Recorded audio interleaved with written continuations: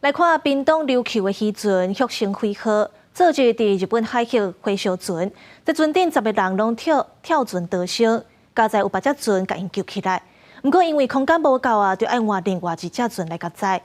那这回收船的船长却因为高火压的药无够，这家属是真着急。希望政府会当派船去到公海，甲一寡船员拢接倒转来。家属记录渔船作业状况，这只屏东琉球级渔船复兴辉号最近伫日本川鹿港东南方海峡作业，煞伫23暗船身导火，船顶载人拍火失败，弃船坐救生艇逃生，好在24透早互附近渔船救起来。救人的渔船也个作业协助另外1只双鱼号来载人，也毋过一摆要载10个人，事务空间拢不足，加上复兴辉号的船长高血压用药不足，互家属真烦恼。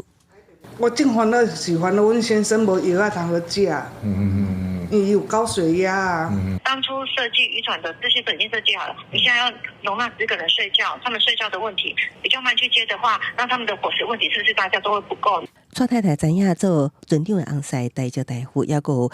个外籍船员拢平安，心内就头放落来。煞阁惊全部人客伫升鱼号有安全顾虑，忍不住向政府呼救，希望派船甲升鱼号会合帮忙接人回来台湾。这10名船员会从红海239号，然后再转到